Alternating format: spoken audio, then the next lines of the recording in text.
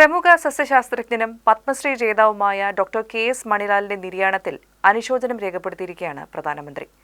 സസ്യശാസ്ത്രത്തിലെ അദ്ദേഹത്തിന്റെ കണ്ടെത്തലുകൾ വരും തലമുറയിലെ ഗവേഷകർക്കും വെളിച്ചമായിരിക്കുമെന്നാണ് പ്രധാനമന്ത്രി പറഞ്ഞത്. പ്രധാനമന്ത്രി നരേന്ദ്രമോദി തന്റെ ഔദ്യോഗിക എക്സ് അക്കൗണ്ടിലാണ് അനുശോചനം രേഖപ്പെടുത്തിയത്. കേരളത്തിന്റെ ചരിത്രം, സംസ്കാരം എന്നീ വിഷയങ്ങളിലും സസ്യശാസ്ത്രം പോലെ തന്നെ അദ്ദേഹത്തിന് അഭിനിവേശമുണ്ടായിരുന്നു. അദ്ദേഹത്തിന്റെ കുടുംബത്തിന്റെയും സുഹൃത്തുക്കളുടെയും ദുഃഖത്തിൽ പങ്കുചേരുന്നുവെന്നും അദ്ദേഹം എഴുതി. കാലിക്കറ്റ് സർവകലാശാലയിലെ ബോട്ടണി വകുപ്പ് മുൻ മേധാവിയായിരുന്നു കാട്ടുങ്ങൽ സുബ്രഹ്മണ്യം മണിലാൽ എന്ന കെ.എസ്. മണിലാൽ.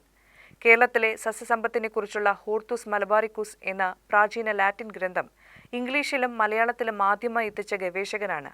50 ആണ്ട് കാലത്തെ ഗവേഷണ പ്രവർത്തനം ഇതിന് പിന്നിലുണ്ടായിരുന്നു. കോഴിക്കോട്ടെയും സൈലന്റ് വാലിയിലെയും സസ്യവൈവിധ്യത്തെക്കുറിച്ച് മണിലാലിന്റെ നേതൃത്വത്തിൽ നടന്ന വർഷങ്ങൾ നീണ്ട പഠനങ്ങളും പ്രസിദ്ധമാണ്.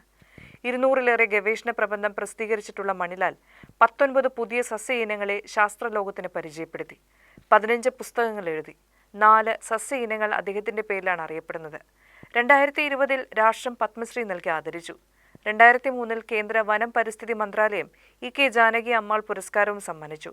നെതർലൻഡ്സിന്റെ ഔദ്യോഗിക സിവിലിയൻ പുരസ്കാരമായ officer in the order of Orange Nassau 2012-ൽ മണിലാലിനെ തേടിയെത്തി.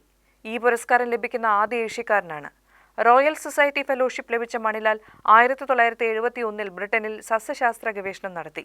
1981-85 കാലത്ത് സൈലന്റ് വാലിയിലെ സസ്യവൈവിധ്യത്തെക്കുറിച്ച് മണിലാൽ നടത്തിയ പഠനം അമൂല്യ മഴക്കാടുകളെ സംരക്ഷിക്കുന്നതിന് സഹായകമായി.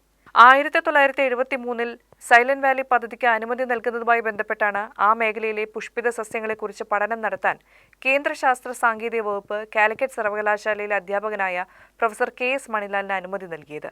4 വർഷത്തോളം നിബിഡ വനത്തിൽ വിഷസർപ്പങ്ങളെയും വന്യമൃഗങ്ങളെയും കനത്ത മഴയും കൂസാതെ നടത്തിയ പഠനത്തിലെ കണ്ടെത്തലുകളാണ് മുൻ പ്രധാനമന്ത്രി ഇന്ദിരാഗാന്ധി സൈലന്റ് വാലി പദ്ധതിക്ക് അനുമതി നിഷേധിക്കാൻ പ്രധാന കാരണമായത്.